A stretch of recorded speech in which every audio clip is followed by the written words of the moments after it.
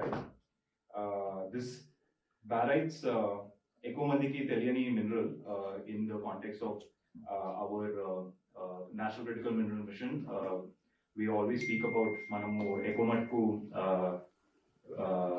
cobalt lithium guరించి మాట్లాడతాము, which is important, but a very less spoken mineral, which is a major mineral, is called barytes. ఈ బ్యారైట్స్ అనేది oil and drilling కి చాలా important, కానీ చాలా తక్కువ మంది, ఈవెన్ మన మీడియా ఫ్రెండ్స్ కి చాలా తక్కువ తెలుసు దీని గురించి. ఈ సెషన్ ఈ ఇంపార్టెంట్ మినరల్ గురించి డిస్కస్ చేయడానికి, right now there is a crisis with this mineral because majority of the major reserves in India deplete జరుగుతుంది ఎక్స్పోర్ట్స్ వల్ల. So with our esteemed guest Praveen Prakash Garu, who has extensive experience in this field, having done the APMDC, we would like to convene the session. I would now like to invite Dr. Jaideep Bhattacharya, President CDEP, to introduce Mr. Prakash. Dr. Jaideep. Thank you, Sridath. My Telugu skills are limited to Chappandi, and a very good morning to everybody. We are here to discuss an extremely critical issue that the Center for Domestic Economic Research has spent significant time and effort to unravel. And we have had discussions with the highest authorities in this country on the implications of barytes. Now, what's the relationship between barytes and Andhra Pradesh? Most of the reserves of barytes are in Andhra Pradesh. And what's critical about barytes? Without barytes, we cannot drill any petroleum, any hydrocarbon in this country. We are very fortunate that we have Sri Praveen Prakash ji to discuss the issue and to be our chief guest.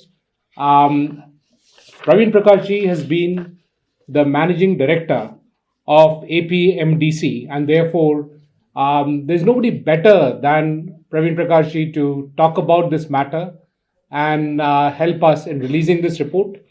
It is my privilege to introduce Sri Praveen Prakash. He is a 1994 batch Indian Administrative Service Officer of the Andhra Pradesh cadre. He is a highly decorated officer. Over nearly 3 decades of public service, he has held a range of senior administrative and policy roles in both Government of Andhra Pradesh and representing of Government of Andhra Pradesh at the central government, and being a joint secretary at the central government level. In the Government of India, he has served as JS, which is Joint Secretary in the Ministry of Higher Education. In Government of Andhra Pradesh, he has served in several key leadership positions, including Principal Secretary, School Education Department, and Principal Secretary to the Chief Minister, where he played a major role in high-level governance and administrative coordination. He has introduced many significant reforms in the education system in Andhra Pradesh, and we'll see the fruits of those reforms in the next half a decade or so coming out as the next batch of children and students come out of Andhra Pradesh. And as I had mentioned, most importantly, he has served as a managing director of Andhra Pradesh Mineral Development Corporation, which oversees the Mangampet barite deposit, which, as I mentioned, accounts for almost 95% of India's barite reserves. His experience in resource governance and state institutions responsible for strategic materials gives him a unique perspective on the policy challenges we are discussing. Sri Prakash continues to engage with issues of public policy, governance, and institutional reforms. We are honored to have him with us today to share his thoughts on the implications of barite management for India's future energy security. Sir, please.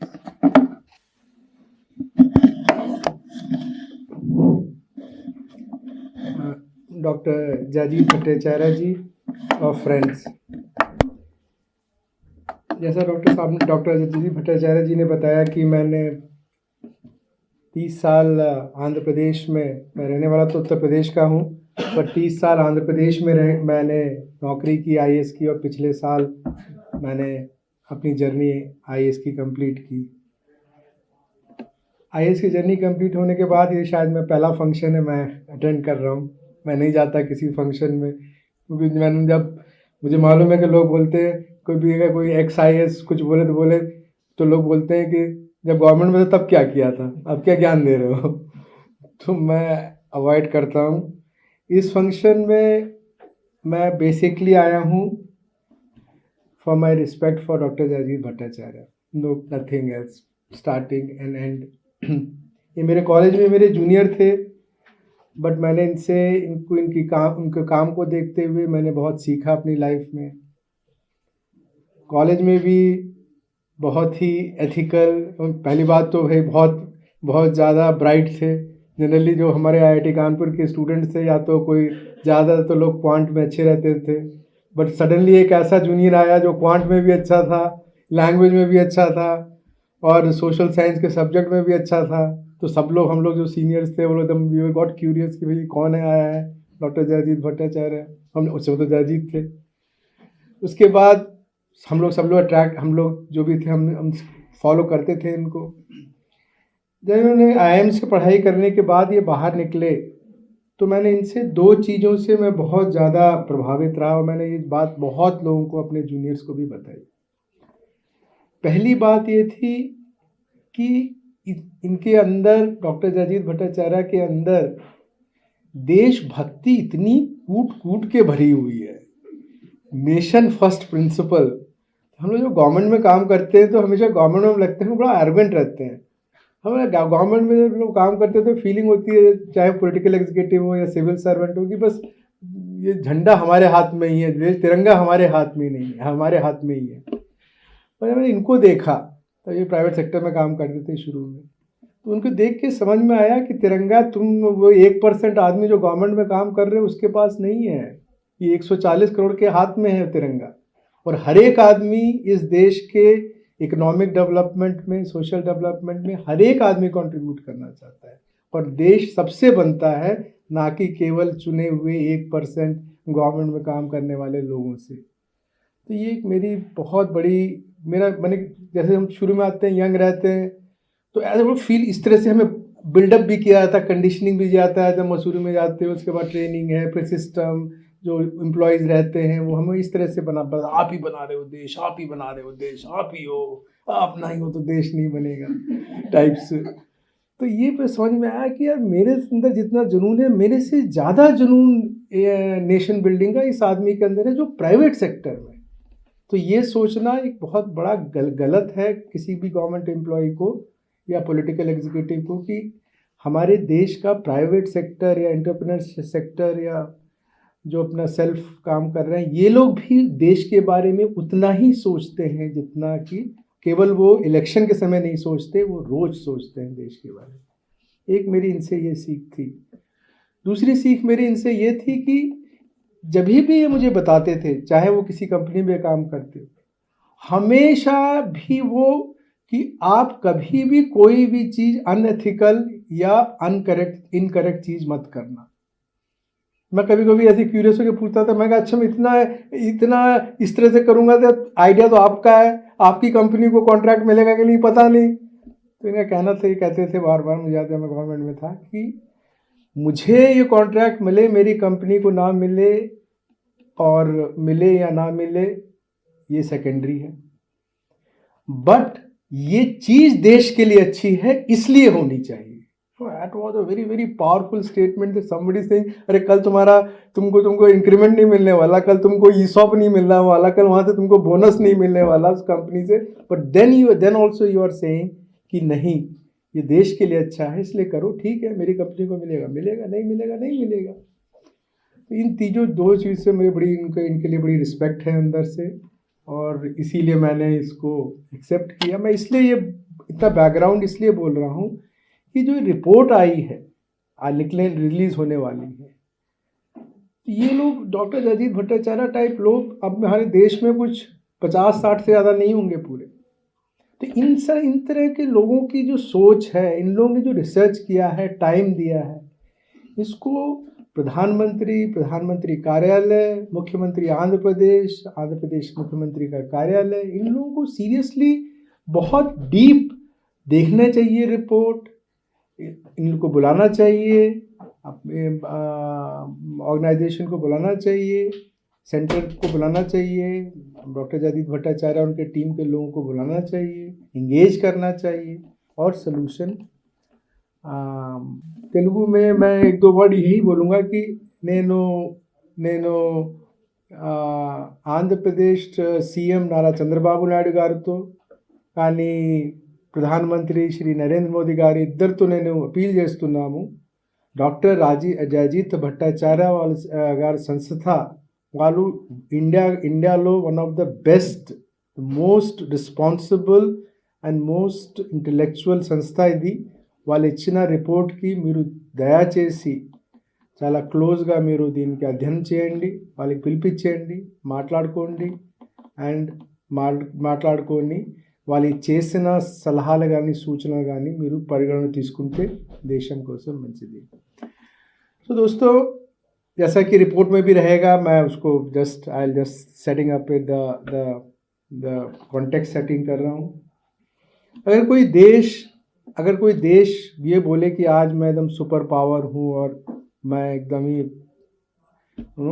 सबसे मेरी robust economy है, तो एक indicator होता है कि तुम्हारा fuel price नहीं बढ़ना चाहिए. अगर हम अपने देश को ही देखें वर्सेस चाइना वर्सेस यूएस, हमारे देश में पिछले 10 साल में फ्यूल प्राइस शायद 50% बढ़ा है. आप किसी गरीब के पास जाओ, किसी लोअर मिडिल क्लास या पुअर फैमिली के पास जाओ, सबसे पहले हो रहा है पेट्रोल का खर्च बढ़ गया, इसका खर्च बढ़ गया. If you look at US and China, same, शायद कम हो गया है. चाइना और यूएस मुझे नहीं मालूम, पर मुझे लगता है जो मोटा मोटा मुझे समझ में आता है कि शायद तो जो पिछले 10 साल पहले जो रेट था उससे अब कम है. ये तो मेन ड्राइवर है किसी भी इकोनॉमी का, और उसका अगर हमें कॉस्ट मेंटेन रखना है तो उसके लिए जो उसके इनपुट्स हैं उसके ऊपर हमें बहुत ध्यान देना है और कंजर्व करना है. जैसा बताया था डॉक्टर जयदीप भट्टाचार्य ने कि बैराइट्स एक मेन इनपुट है ऑयल ड्रिलिंग का. ऑयल जब हम ऑयल और उसको एक्सप्लोरेशन करते हैं तो उसको ड्रिल करने के लिए डेंसिटी, स्पेसिफिक डेंसिटी है और इसके लिए हम इसे ड्रिल करते हैं. और जिस तरीके से चल रहा है माइनिंग, मुझे नहीं लगता कि 20-25 साल भी रहेगा. शायद डिफरेंट एस्टिमेट्स हैं. कोई बोलता है 20 साल, कोई बोलता है 25 साल, कोई बोलता है 15 साल, कोई बोलता है 40 साल. बट मोटा मोटी बहुत जल्दी ही 1-2 जनरेशन में ख़त्म होने वाला है. और कोई भी कंट्री जो अपने आप को बोलती है कि हम स्टेबल इकॉनमी देंगे, सुपर पावर होंगे और रैंक 1 होंगे वर्ल्ड में 2047 में, ऐसी कोई भी कंट्री अफोर्ड नहीं कर सकती कि इतने इकॉनमी के इतने बड़े इशू के ऊपर, इनपुट के ऊपर उनका कंट्रोल ना हो. प्रॉब्लम क्या है इसमें? प्रॉब्लम है जैसे कि बताया डॉक्टर जयदीप भट्टाचार्य ने, अगर हम अपनी कंट्री के सारे माइनिंग कॉरपोरेशंस को देखें तो सबका एक एंकर रेवेन्यू जनरेटर माइन होता है, सिग्नेचर माइन होती है. Andhra Pradesh mineral development corporation का 99% ऑफ रेवेन्यू बस एक ही मिनरल से आता है, वो है बैराइट्स. और वो भी एक ही जगह पे कॉन्सेंट्रेटेड, और उसमें और कॉम्प्लेक्स इश्यू इसलिए आता है कि अगर वो शायद डिस्ट्रीब्यूटेड होती, वो माइन कुछ 10, 12, 15, 20 जगह होती तो हो जाता. वो एक ही जगह पे है. उस जगह का नाम है मंगमपेटा, एक गांव है.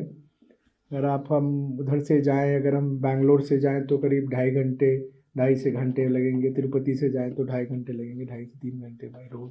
सेकेंड, उससे और फर्दर कॉम्प्लेक्स ये हो जाता है कि अगर शायद ये माइन विजयवाड़ा में होती या कृष्णा डिस्ट्रिक्ट में होती, ईस्ट वेस्ट में होती, जो कि बहुत ही इरिगेटेड एरिया है, तो ठीक. ये आंध्र प्रदेश के सबसे ज़्यादा जो पुअर एरिया है, जो कडप्पा डिस्ट्रिक्ट बोलते हैं, जो सबसे ज़्यादा पुअर एरिया है, जहाँ पर शायद इरिगेटेड लैंड कुछ 2-3% होगी, 4% लैंड होगी, वहाँ पर है. तो पूरे उस ब्लॉक और उस पूरे जिले, ब्लॉक से डिवीजन और जिले की इकोनॉमी इसके ऊपर डिपेंडेंट है, चाहे वो पुअर है, चाहे वो मिडिल क्लास है और चाहे वो रिच है. तो अब 2 इशू है, बहुत कॉम्प्लेक्स इश्यूज है. एक है कि आप किसी भी गवर्नमेंट का सबसे बड़ा जो रेवेन्यू होता है, वो रेवेन्यू नॉन टैक्स रेवेन्यू में पहला जो सबसे बड़ा रेवेन्यू होता है वो होता है माइंस एंड मिनरल्स से. आंध्र प्रदेश का डिवीजन हुआ 2014 में, हैदराबाद से जो आता था रेवेन्यू तो चला गया। अब जो बचा हमारा रेवेन्यू, उसमें जीएसटी के बाद सबसे बड़ा हमारा रेवेन्यू यहीं से आता है। अगर अब हम बोले कि आप इस माइनिंग को कम करो, आप इसको और कम करो, तो अभी आपने देखा ही होगा, अभी कल या परसों ही पेपर में था, और आप अगर तेलुगु मीडिया फॉलो करते तो उसमें है, आजकल बहुत डिबेट चल रही है, AP financial condition is it in crisis. अब उसमें वो ब्लेम गेम चलता रहता है। ट्रिबलिंग पार्टी बोलेगी कि जो पहले थे उन्होंने बहुत खर्च किया, वो बोलेंगे कि अरे उससे पहले जिन्होंने डिवीजन कराया उन्होंने बहुत उनसे ये फाइनेंशियल क्राइसिस आई। वो तो TDP will blame YSRCP TDP will blame Congress, BJP, ये सारा ब्लेम गेम चलता रहता है। बट ब्लेम से गेम से तो कुछ होने वाला नहीं है, हमें सोल्यूशन चाहिए। सोल्यूशन हुआ कि जब फाइनेंशियल क्राइसिस आई, एक एस्टिमेट है कि पेंडिंग बिल्स जो है आंध्र प्रदेश में करीब 1,00,000 करोड़ रुपए के पेंडिंग बिल्स हैं, डिफरेंट वेंडर्स, कॉन्ट्रैक्टर्स, एम्प्लॉयज़ का जो रिटायरमेंट बेनिफिट्स ये सब होते हैं, या जो डीएनएस डीए होते हैं, 1,00,000 करोड़। तो गवर्नमेंट ने क्या किया? Government, any elected government, popular government would like to fulfil its mandate. वो तो बोले ठीक है, वो तो हमें तो लेगेसी में मिले, ये जो भी मिले, तो उनका जो मैनिफेस्टो है उसको इम्प्लीमेंट करने में लगे हुए हैं। तो इन्होंने, प्रेजेंट गवर्नमेंट ने मंगापेट माइन को प्लेज करके 10,000 करोड़ का बॉन्ड रेज किया। अब अगर हम आज बोल दें कि उसको बंद करो नेशनल इंटरेस्ट में, तो वो तो बोलेंगे हाँ यार, कर्नाटका वाले तो अच्छे से कर रहे हैं, वहाँ की तो गवर्नमेंट पॉपुलर गवर्नमेंट है, वो इलेक्टेड गवर्नमेंट, वो तो अपना मैनिफेस्टो इम्प्लीमेंट कर रही है, सही है। तमिलनाडु भी कर रही है, तेलंगाना भी कर रही है। एक तो हमें पैसे नहीं है, और जो पैसे थे उसमें भी बोल रहे हो कि आप कम करो। इस इशू पे, इस फर्स्ट इशू पे, इस तरह का इशू पे government of India has to take a call. उन्हें इसमें इन्वॉल्व होना है, because it's not about Andhra Pradesh energy security, it's about the national education security. और physical deficit, economic growth is a union list subject. ये कोई state subject या current current subject नहीं है, ये आपकी रिस्पॉन्सिबिलिटी है, गवर्नमेंट ऑफ इंडिया की रिस्पॉन्सिबिलिटी है कि ये जो 10,000 करोड़ का जो इन्होंने लोन रिलीज किया है, आप उसको ले लो, आप उसको अपने ऊपर ओवर कर लो, and then you can talk to him and say कि भैया जो मैंने तो तुम्हारा ले लिया, लोन टेक ओवर कर लिया है, now you please taper down the mining activity, और उसको हम कंजर्व करते हैं 30 साल के लिए, 70 साल के लिए, 80 साल के लिए। सेकेंड है कि ये तो ओपन कास्ट माइनिंग से होती है, बहुत सारा ओवरबर्डन निकलता है। नीचे अगर देखेंगे तो एक बार टाइप का जो मिनरल है, वो बार टाइप के मिनरल में आता है। उसी बार को धीरे धीरे हम लोग उसको थोड़ा सा ब्लास्ट करके या निकालते रहते हैं। तो लोगों का वहाँ पर कहना है, और हमेशा माइंड्स में बोला जाता है कि लोकल नेटिव लैंग्वेज, नेटिव जो नॉलेज होती है बहुत इंपॉर्टेंट होती है। तो वहाँ पे बहुत लोगों का ये मानना है कि वो जो बार है नीचे, वो बहुत लंबा एक्सटेंडेड बार है, और उस माइन के बाद जो अगल बगल के गांव हैं एक्सेट्रा एक्सेट्रा, वहाँ पर भी वो एक्सटेंड करता है। तो सेकंड, हमें अब तो बहुत एडवांस टेक्निक भी आ गई होंगी, एडवांस टेक्निक से फर्दर उसका इन्वेस्टिगेशन करके क्या हमारे पास मोर रिजर्व्स हैं कि नहीं, हमें मालूम करना चाहिए। तीसरी चीज़, अगर हम जब कम करेंगे तो meaningful employment to the people who are dependent on it, उनका क्या करें? You can't say to youth की भाई आप कुछ नहीं करेंगे, घर में बैठो, तुमको हम 5,000 रुपये, 10,000 रुपये या 20,000 रुपये, 30,000 रुपये महीने का दे देंगे। No youth would like to become a pension holder at the age of 25 और 30। No self respect youth will become at 30 साल की उम्र में पेंशन होल्डर नहीं बनना चाहेगा। तो उसके लिए मुझे ऑल्टरनेटिव एक्टिविटी क्या कर सकते हैं वहाँ पर, उसके बारे में भी कॉन्स्टेंटली सोचना है। एक जो प्रोजेक्ट है which can be it can be gainfully employed is कि जब 2014 में रीऑर्गेनाइजेशन हुआ था, तो गवर्नमेंट ऑफ इंडिया ने अनाउंस किया था कि वहाँ पर हम सेल की से एक स्टील प्लांट लगाएंगे। Steel authority of India limited वहाँ पर एक स्टील प्लांट लगाएगी, उसी एग्जैक्टली उसी जगह पे जहाँ पर ये अपना माइंस है, माइंस है। और उस समय क्या आइडिया था? आइडिया ये था कि जो बल्लारी है वो बहुत पास है यहाँ से, जो अपने कर्नाटक के बॉर्डर पे है ये मंगमपेट जो माइन, तो बल्लारी से आयरन ऊर आएगा और उसके बाद steel authority of India limited ने से का वहाँ पर एक steel plant, integrated steel plant लगेगा। उसी समय पैरेलली अनफॉर्चुनेटली अगर आप फॉलो करते हैं माइनिंग को, तो एक बहुत बड़ा स्कैम हुआ था कर्नाटक में कि कर्नाटक की माइंस को दिखा के फेक परमिट बना के बहुत सारा आयरन ओर एक्सपोर्ट हो गया। ये कन्फ्यूजन क्रिएट करके आंध्रा कर्नाटका कन्फ्यूजन क्रिएट करके बहुत ज़्यादा इलीगल माइनिंग हुई, इलीगल परमिट्स बने और कुछ सुप्रीम कोर्ट में केस हुआ और अभी भी केस सुप्रीम कोर्ट में है जिसमें ये बोला गया है कि जो आयरन ओर जो बल्लारी से आता है वो कहीं कर्नाटक में ही कंज्यूम होगा, आगे नहीं होगा। That's a man-made crisis. The boundary itself is a political boundary. It's a man-made boundary. It's not a natural boundary. फिर हम देश की बात कर रहे हैं, हम कर्नाटक की और आंध्र प्रदेश की बात नहीं कर रहे हैं।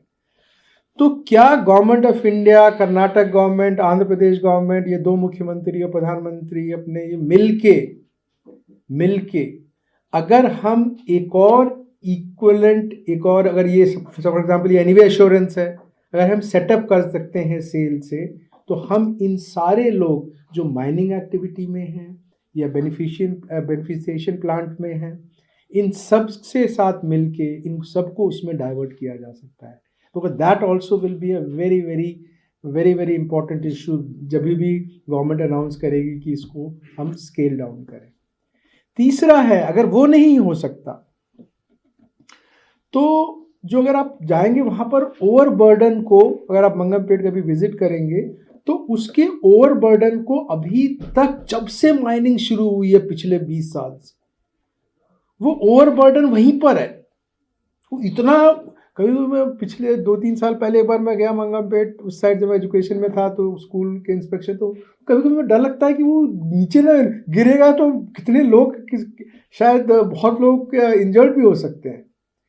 बट वो ओवरबर्डन इसलिए नहीं रिमूव कर रही है AP mineral development corporation, because एक बहुत स्ट्रांग फीलिंग है वहां पर आंध्र प्रदेश में कि उसमें उसके ओवरबर्डन में फुलरिन है, जो फुलरिन जो कार्बन का एक एलिमेंट है, और फुलरिन का सेमीकंडक्टर, और उसमें it's like a gold mine.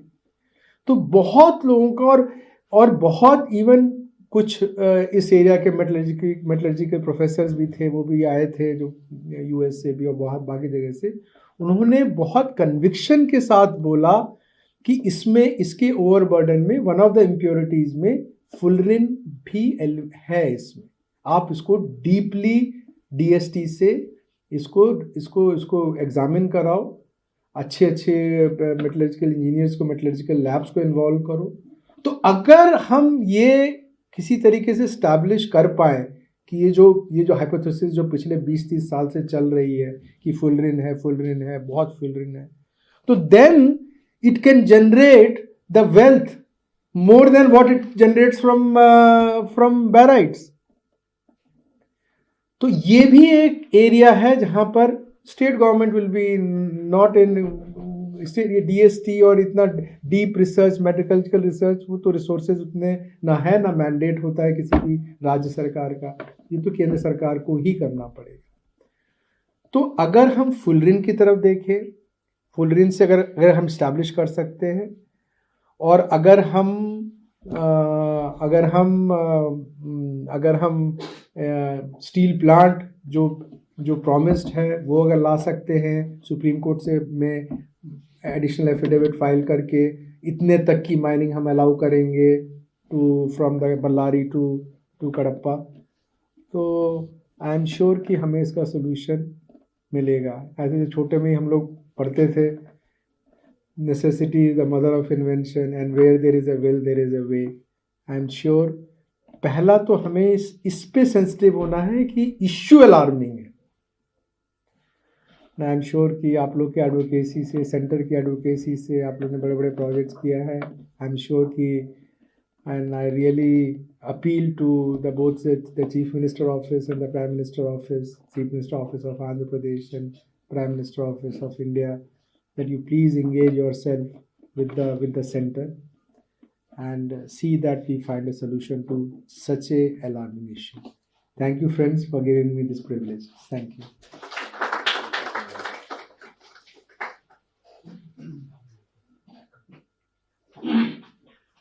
Thank you so much. I'll just request you to come here.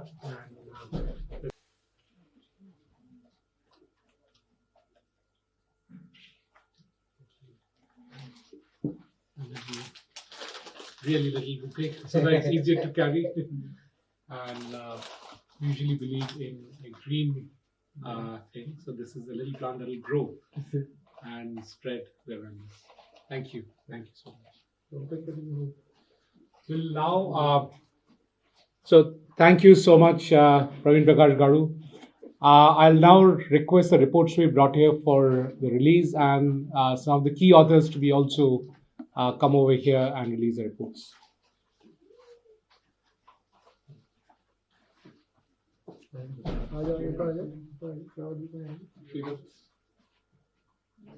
Come this side, one of you.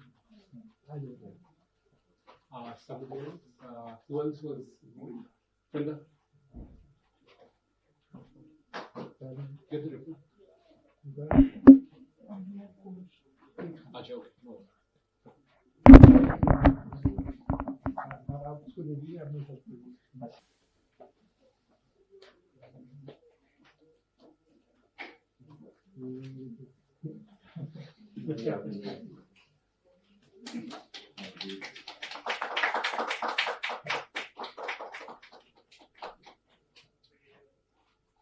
Thank you. Thank you again, Shri Praveen Prakash. The kind of insights she brought in just strengthens what we have found. It was a chance that that CDEP came across this critical issue of barytes and what is energy security. So let me give a little background as to why we really started looking at barytes. As many of you remember, that a few months back, China started arm twisting the rest of the world. And how did they do it? They stopped the exports of rare earth magnets. That was the starting point. It impacted trillions of dollars worth of industry globally.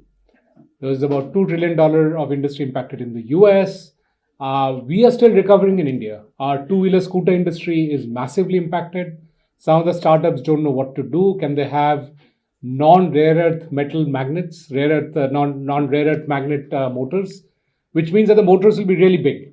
Because if you don't have rare earth magnets in the motor, then the size of the motor becomes really big. Can they have the light rare earth metals in the magnets? Again, the problem is, yes, it'll work, but it's bigger. And you cannot have motorcycles then built on those kind of magnets and motors. So the point was that, what does India have that the rest of the world needs? What is the equivalent of rare earth magnets that India has? And that's how we really started off on this journey. And obviously, we don't have anything absolutely equivalent to the rare earth magnets that China has, because they built it over 20 years. And what is significant about barite is you can't extract a drop of oil without barite. And is there a substitute for barite? Absolutely none. If you can just come to the next. So you see, barytes is indispensable for oil and gas drilling operations. Its density and stability prevent blowouts in deep and offshore wells. And so we were curious, why didn't we have a synthetic material? We don't have it. Today's technology, we don't have it. The US doesn't have it. Russia doesn't have it. Europe doesn't have it. Nobody in the world has a substitute for barytes. So if you don't have barytes, you don't get any oil. Next slide, please. So we are fortunate to have a significant amount of barytes. And as Shri Praveen Prakash mentioned, most of it is in Manganpet, which is in Andhra Pradesh. and it's operated by APMDC. The concentration of reserves makes long-term conservation of Manga Pit pine important. So here is the implication. If India decides to stop exporting barytes,